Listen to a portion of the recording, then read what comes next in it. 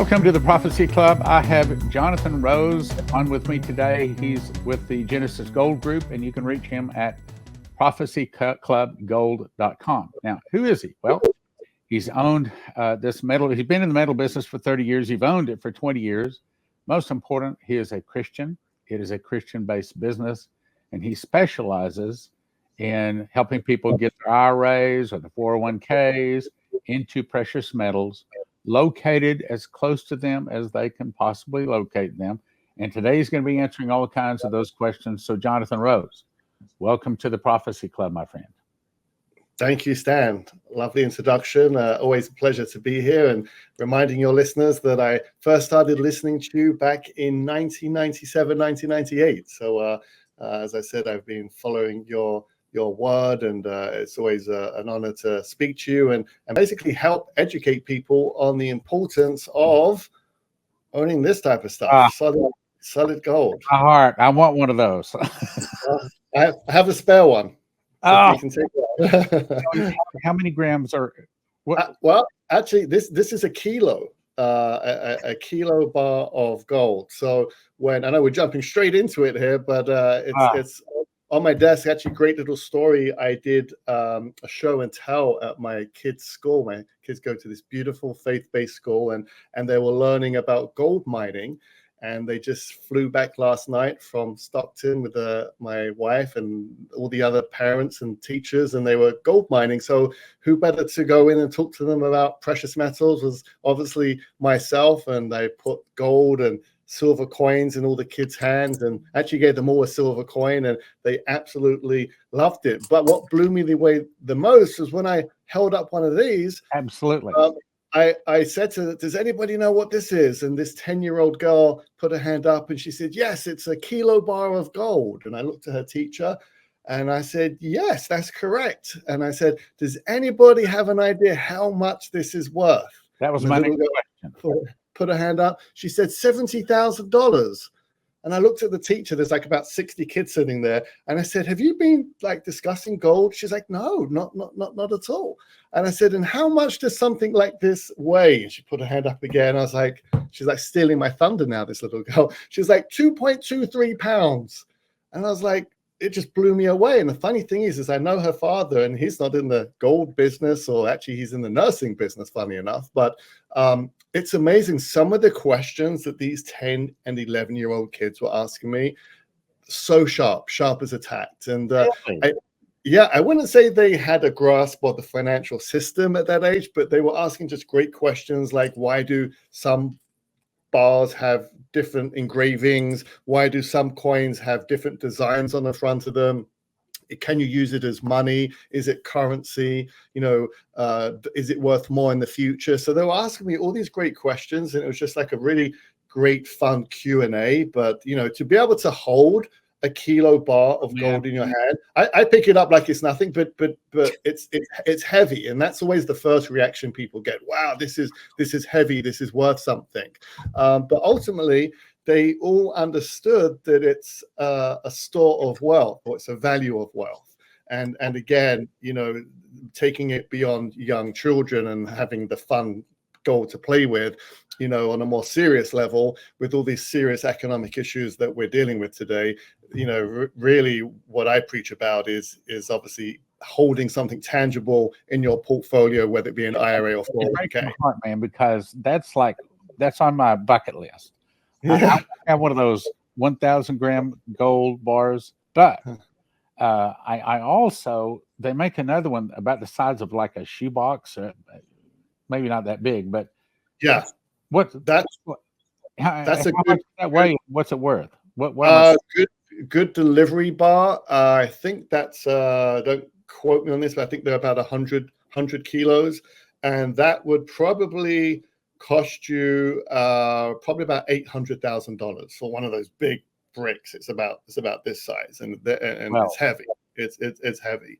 And I was very fortunate enough to work with some great people in the industry over the years. And one of them actually was a gentleman called Edmund Moy. And Edmund Moy was one of the US Mint directors. And after 9/11 happened, Edmund Moy was responsible for setting up Homeland Security. And he did such a great job that President Bush at the time said, Ed, you've set up Homeland Security. We thank you for being a great patriot.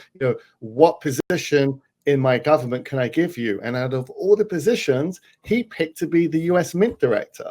And I got to sit down and have lunch with him. And there was one question I was dying to ask him. And I was like, being the US Mint Director, they get to go to Fort Knox. And over the years, many people have asked me, Jonathan, there's no gold in Fort Knox, is there? Right. And I can never answer that because I've never been. And, I just, everyone says yes, no. So to get to sit down with the US Mint Director, and he looked at me straight in the eyes and he said, unequivocally, I can guarantee you there's gold in Fort Knox. A lot of it. A lot of it. So that was good enough for me. But talking about gold in Fort Knox, we just look at central banks today. And central banks are net buyers of gold. What does that mean? Well, it means that they are buying more gold, not like 100 times the weight of this, good delivery bars, what you just mentioned, and they're storing them, and they're storing them in depositories. And actually, the government right now, kind of like covertly, they are building more storage facilities with Brinks. And I know this because we have a customer that works for Brinks, very high up in operations. And he once told me that he actually works with the Federal Reserve, and he was one of the architects of the Fed Now coin.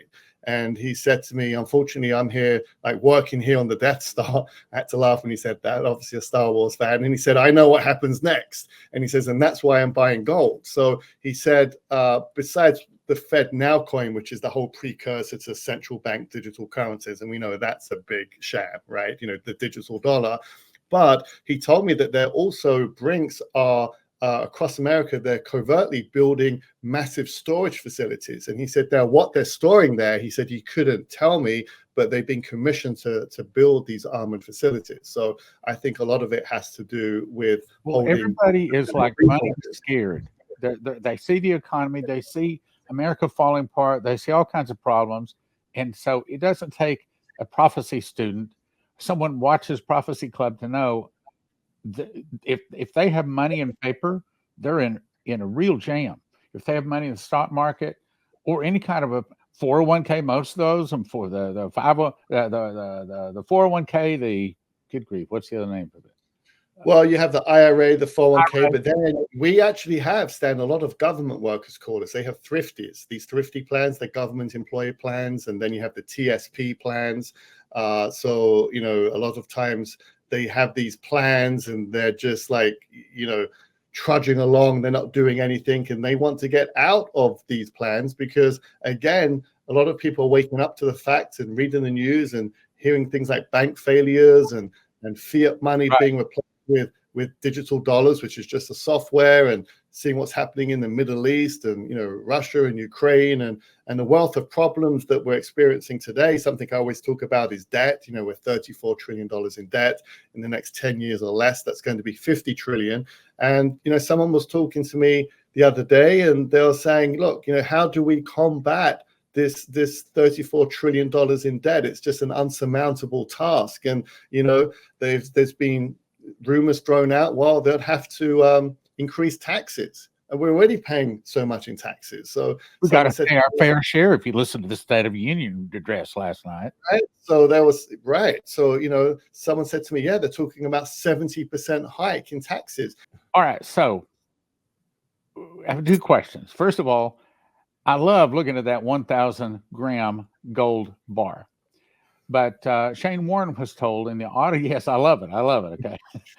That's my heartthrob. I want to get one of those one of these days. Anyway, Shane Warren was told in audible voice of God that silver is going to skyrocket far more than gold. So my question is, what would cause that? And do you have any idea how close we are to seeing that? It's a great question. Now, silver's a much smaller market than silver. However, what silver has going for it right now is, I believe it's a very undervalued metal. And when you combine that with the industrial usage for metal right now, and you looked at a graph, the industrial usage for metal is literally like almost doubling year after year. If you looked at the chart, it's up, up, up, up and away. So, you know, car manufacturing, apparently we're meant to be going fully electric by 2030. Good luck with that. I don't think we have the infrastructure, but you know, right now car components are using a lot of silver. So on an industrial aspect, there's just more uses for it today than there's ever been before. When you look at something called the silver to gold ratio, when that axis crosses, that's the buy sign. We're kind of on that right now. I know we talked briefly off camera about, you know, Egypt and seeing the price of silver soar. And I think silver for a lot of people, just the entry point alone, they may not be able to afford, you know, $70,000, right, for a gold bar. No one has that laying around. But, you know, at silver spot at $25, and if people are buying silver rounds in the low 30s, you know, it's a much more affordable entry point. And I know people that have been buying so much silver over the years that they have more silver now than this is worth. So I think, you know, silver will have its day. In terms of it being an election year and a pivotal year, I say 2024 is a year of turmoil. And remember, where gold goes, silver does follow. So they are closely linked in that regard in terms of price. Okay, let me get to another question. So you specialize in helping people get into IRAs and 401ks and also other things too. So how does that work? They just call you and send a little bit of paperwork, answer a few questions, and then was it take like 30 days to get the money and then you can store it close to them? Tell us about that. Good question. First thing we like to do is actually, believe it or not, slow it down, right? So first of all, it's important for people to get an education, understand what they currently have. So, you know, they can call us at 800-200 gold and they may be interested in finding out, well, can I roll over my retirement account, my IRA, my 401k? And then they would speak to one of our knowledgeable metals experts and they would basically find out, well, where is it right now? So it could be with Charles Schwab, it could be with Fidelity, it could be with a brokerage of some type. And all they know is that they have an IRA, it's in these risky assets and they want to move it. And then the questions start, well, how much is this going to cost me? Are there any tax penalties? So tax penalties, zero. The IRS actually makes it legal for you to roll over your IRA or 401k or whatever retirement plan you have tax deferred, which is actually an amazing thing that people need to know, that you can roll it over and you don't get penalized for that. So you're moving it really from point A to point B. So when you're moving it from risky to not as risky.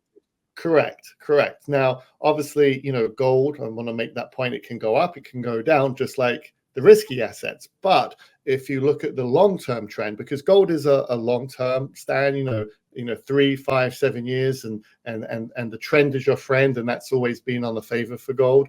But once they get it to point B, you're now working with a new custodian, a highly specialized trust company. And with these trust companies, you may have come across people that say, well, I have an IRA and I've got real estate in there. Or I've got these things called cryptocurrencies or oil rights or mineral rights or precious metals. So when you hear those terms, that means they basically have what's called a self-directed IRA. And a self-directed IRA basically means, kind of in the namesake, is you get to self-direct where you put those assets. And if it's legal, the IRS lets you put your funds in there. And thank goodness, precious metals such as gold, silver, platinum, and palladium, these are all assets that qualify to be held in an IRA or 401k. So you roll it over. The next point is what we call a metals consultation call, because we will speak to people and they will say to us, I want all palladium, I want all platinum, I want all silver, I want a mixture, I have no idea, what do I do next? So we have a metals consultation call with them and we find out what their needs are, because quite frankly, Stan, like some people may say, well, everything's going to come to an end. I want small denomination gold coins and silver, something tradable, something barterable. Other people say, I'm just looking for a hedge. It's maybe a short-term hold for me. I want just the bricks of gold. I just want the bars. So depending on what people want, we can give them options. And the good thing about a self-directed IRA, it gives you more options versus where you were before, which gives you less options. So you have more options. You get to pick what you want to put in there. And again, we're not the ones that pick. We kind of position ourselves as the navigator. You're still the captain, right? So, they can either kind of lean on us for advice, or they can forge their own path and they know exactly what they want. But if they rely on us as the navigator, then we'll put some recommendations together. And then once the captain, i.e. you, gives us the green light, we're then able to purchase those metals, and then those metals are stored in a licensed depository. Has your name on it. Nobody else can touch it. You can go to a licensed depository, take it out, take it home with you. That would be considered a distribution in an IRA, though, but point being that it's yours. And you carry on getting your statements like you do now, whether it's a paper statement or you log online to a portal like you would like a bank account, and you can see itemized all the different types of metals that are being stored in your IRA. And we have a little saying about metals: you don't wait to buy gold, you buy gold and wait. So, the transaction's fairly quick. It can take 2 to 3, possibly 4 weeks, depending on how busy the market is at any given week. And then once it's there, more importantly, something we do that I feel brokerage companies don't do is that we then schedule quarterly updates for our customers. We let them know, hey, would you like a call every 30, 60, 90, 120 days so we can go over any important updates? Maybe they want to buy or sell a few coins or change their portfolio a little bit. But more importantly, keep them up to date with what's going on. Normally, once you hit a certain age, you would have to take what we call RMDs, required mandatory distributions, or they're already taking that in an IRA currently. So we'll also factor that in, whether they're drawing off of their IRA. But even if you're drawing off of your IRA and you need that monthly income or not, you can still roll that over tax-free and set it up in a way where you're receiving cash monthly, but you still have your nest egg sitting in, gold or silver. Now, what if they don't have an IRA or 401k? I mean, is there a minimum that they have to get gold or silver from you? How does that all work? There normally is a minimum, but anyone that calls in from the Prophecy Club obviously will work with them. So it all depends. I'd say the minimum is probably around about $2,500, because I've noticed that's probably the minimum amount someone would want in silver to make it worth their while. And if they don't have an IRA or 401k, then they select their metals. We ship it to them, insured courier, and we ship about $750,000 a day in metals from our office, which is pretty amazing. And when we ship it, if it's a large order, we have to call our insurance carrier and they will tell us how they want it shipped. Normally it will come FedEx overnight, insured delivery all the way up until the time you sign for it. So there's no Brinks trucks with a flashing light saying, I just bought gold. No one wants that. So it comes very discreet. And then something else we take into consideration is making sure our customers have a safe place to keep it, right? Because if we're shipping it to their house, we want to make sure that they're keeping it safe. So where are they keeping it? Well, I can tell you from experience, clients will keep it in a gun safe, a floor safe. I've got farmers, they bury it in the ground. I've had some other people tell me some rusty paint pots in their garage. They keep their metals there too. As long as it's safe and they know what they're receiving, that's the main thing. Because I had one. Okay, so all of a sudden the society falls apart. They've got some gold or silver coins or wherever it is. How long does it take to get it? What's the process to get it to them quickly? Well, if it's in their hands already, granted, they've got it at their fingertips. Yeah, but if it's stored, if it's in an IRA and the wheels fall off the wagon and like we get hit by an EMP or something crazy like that, you got to jump on your horse and gallop over to the depository and grab your metals.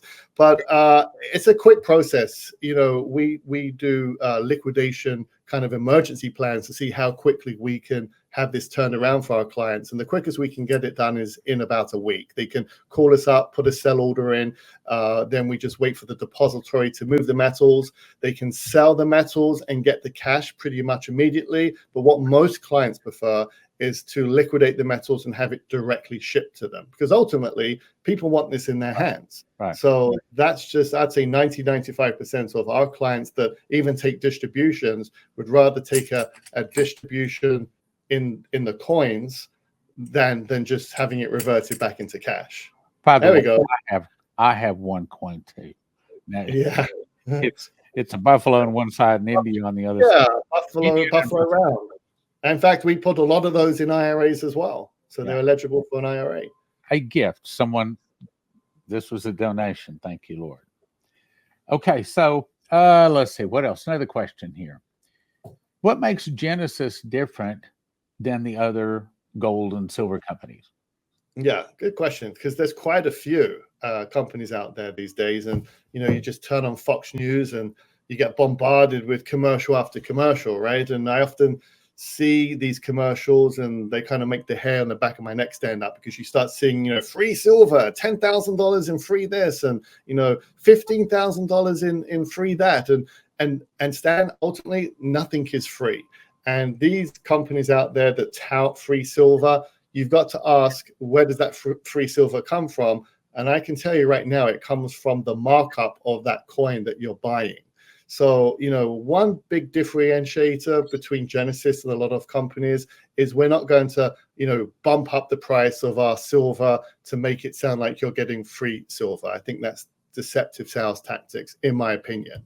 So, one thing that I know that we do very differently is slow the process down and educate people. We have about 35 people here in our company. There's probably only about 5 or 6 people tops that are allowed to help people move money, because those people actually have a financial background, have been doing this for over 2 decades, and have experience with helping people in the precious metals market.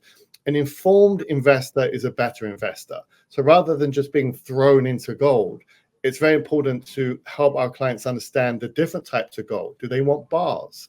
Do they want coins? Do they want fractional bars or coins? Is this a short-term hold? Is this a long-term hold? Explaining and understanding premiums on different types of products. So it's very important to kind of slow the process down, get a better understanding and an education. So at that point, the client or the investor can make them picks for themselves, rather than us making the picks for them. And that's the main difference. Okay. We just got a donation sent to us for some silver coins. And of course, I called the guy very, very thankful. Appreciate that. Then I said, so where'd you get them? He said, I just got them from a local coin dealer. So is getting this stuff any place just fine? Or is it better to get it from you? I mean, outside the fact that it helps profits. Yeah, we actually supply a lot of local coin dealers, and there's definitely times when there's shortages on the market. So my building where we're here in Beverly Hills, we're vertically integrated into the precious metals market, meaning downstairs below us, they specialize in rare coins. I'm talking like Rembrandt, Picasso pieces. They could be like $500,000 for one coin.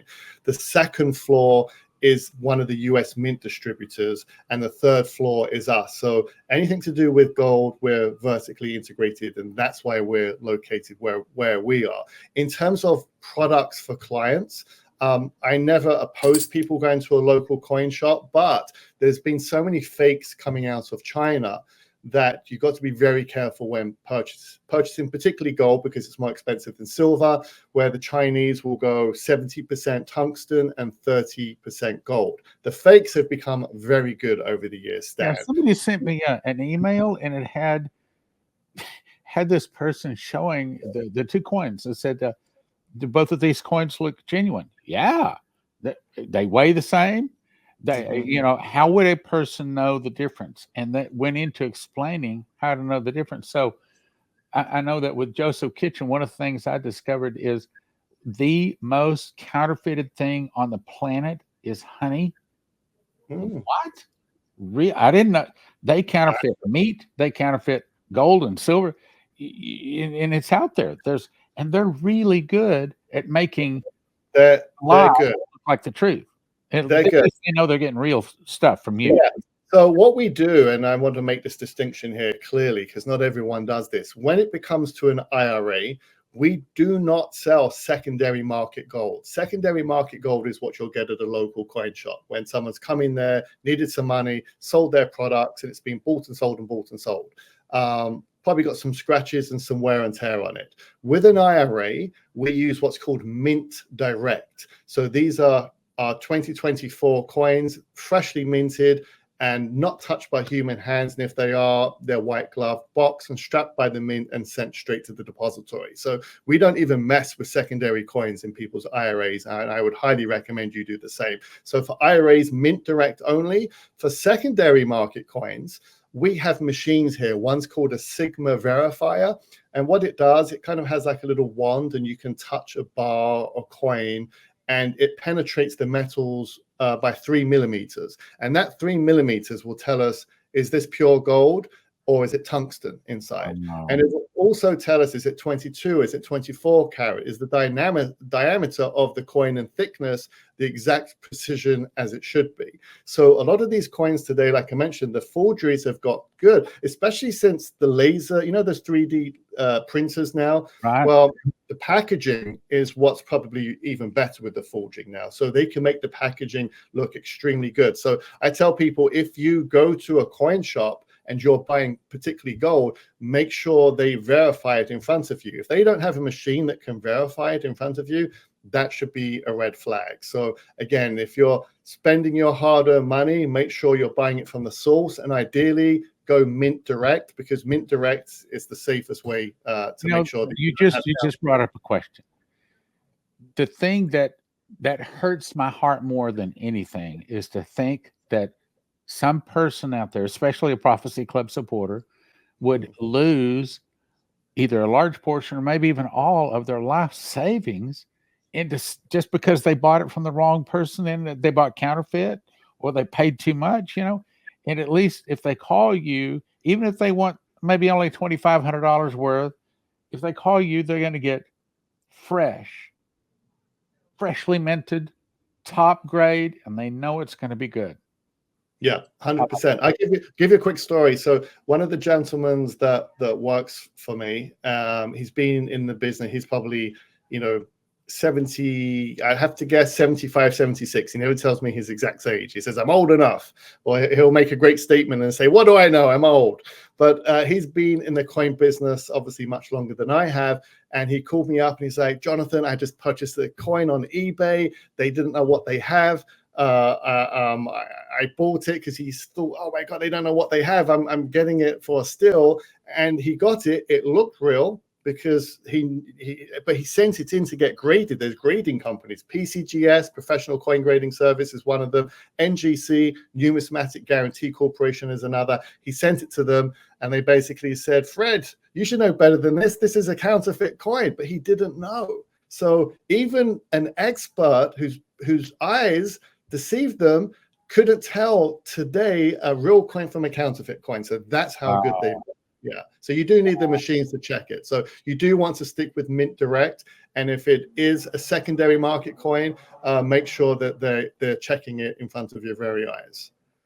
I hate to admit what I'm about to admit, but 2 or 3 years ago, maybe even longer than that, we bought some stuff off of the internet, and we thought it was genuine. It wasn't metal, but we sent it in and it came back counterfeit. And I mean, and I looked at it and it was supposed to be old, and I smelled it. It looked old. It smelled old. I said, Leslie, it's got to be real. They are so good at counterfeiting. Yeah. So good at it. Yeah. Very good. So you just, have to be careful. All right. So in conclusion, you want to go to prophecyclubgold.com, prophecyclubgold.com. Say it again, prophecyclubgold.com, or call 800-200-GOLD, 800-200-GOLD. And if they say Prophecy Club, I understand you give them a good deal, right? Not only that, but if they have an IRA or 401k and mention Prophecy Club sent me, we will actually waive setup fees and rollover fees for your IRA or 401k. That sounds good to me. It is good. Jonathan, you're a good man. Thank you, Stan. Interview. You're a good man too. I always enjoy being online with you. All right. Well, we'll have to have you back on again. Okay. So here's what you want to do. You want to call Jonathan Rose. You don't have to ask for him. He's got 35 people there, but call 800-200-GOLD, 800-200-GOLD, or prophecyclubgold.com. God bless you for watching, and we don't want you to lose your money. I don't want us to be in line begging for food. Instead, I want to be us in line giving out food. And so here's what I suggest you do. Go to Joseph's Kitchen It's bread. I mean, I have bread for all of my breakfast and my lunch is a slice of bread. You want to go to Joseph Kitchen. What you want to do is get this machine package right here. That's all of the gizmos you need to actually make the bread. Then the supplies are like this. Food for one person 1 year, 2 people a year, 4 people a year, 6 people a year. They're ready to ship it out right now. They've got all of this stuff. They're not out of anything. They can ship it to you. And there's videos, and there's also recipes to show you how to make all kinds of bread recipes. I think I would call bread famine food. In the days of Joseph and the pyramids, 7 years of plenty followed by 7 years of famine. And what was it that fed the year or the world for 7 years? And the answer, wheat. Wheat. And that's what Joseph Kitchen sells. Wheat. Wheat is, there's not a perfect food. In other words, one food where a person could eat nothing but this food their whole life, but probably wheat comes the closest. So recommend you go to Joseph Kitchen, get yourself stocked up. So what is an EMP Shield device? It's a device you can put on your car and your house that in an EMP attack is supposed to stop the attack. And if you go to empshield.com and if you use the promo code prophecy, they give you a $50 discount. They also have videos up there, shows you how to install it on your car and your house and everything, and it's not difficult at all. I've got one of them right here. Red goes to red, black goes to black, green goes to the car, body of your car, and you just peel it off the back, stick it under there. Got another device that goes on your house. So not complicated. Take you about 10 minutes to put them in. So empshield.com, promo code is prophecy.